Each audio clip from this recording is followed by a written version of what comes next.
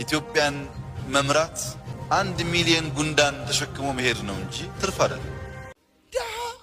ጥቁር ጉንዳን አንደኛው ህዝብን እንዴት ነው የሚያዩት እንዴት ቢንቁት ነው የሚል ነው። ለምንድን ነው ኢትዮጵያ ህዝብ የሚናቀው? ለመፍትሄው አቅጣጫ እንዲሆን ነው።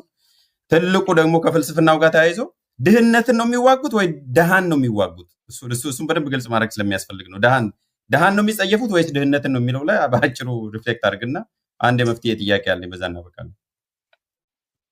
እዚህ ላይ የሃይማኖት ምሁራንን ጋብዘና በደንብ ትረዳዋለህ። because I've spent enough time ኢትዮጵያ ውስጥም ከኢትዮጵያ ውጭም በሃይማኖት ውስጥ ያሉ ምሁራንን በደንብ አናግሬ አንብቤው እረዳዋለሁ። አንዳንዱ ሴንሲቲቭ ስለሆነ ለገባበት አልፈልግም። ሉክ ይሄ ደሃን ጉንዳን የሚለው ሰው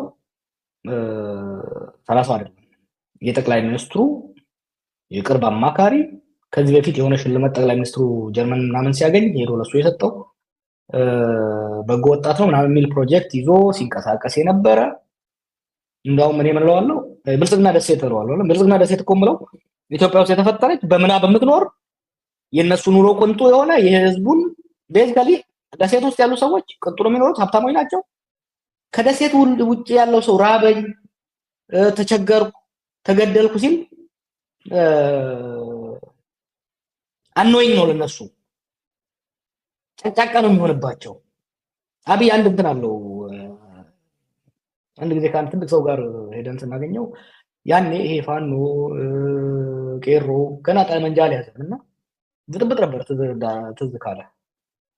ኧረ ይሄ ነገር ይረጋጋ፣ የፖለቲካ ሊቃውንት መጥተው ተነጋግረው ሀገር ይረጋጋትን ምን ችግር አለው? ለምን ከፈለጋቸው ለምን ጠመንጃ ይዞ ከአዲስ አበባ 100 ኪሎ ሜትር ላይ በሬዲየስ አድርገን ግሪን ዞን ፈጥረን እንደ ኢራቅና እንደ ሞቃዲሾ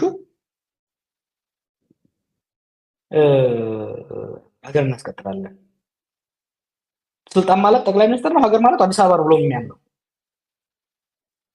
this is prosperity ideology 101። ህዝብን እንዴት ነው የሚያዩት? ሰው የተጨቆነው ሰው የደህየው በራሱ ድክመት ነው ወይ ፈጣሪ ጠልቶት ነው። በሰርቅ ራሱ ፈጣሪ ደርቶ ነው፣ ክሌቨር ስለሆንክ ነው። የትን ፍቺው ዱቄት ማምጪው ነው።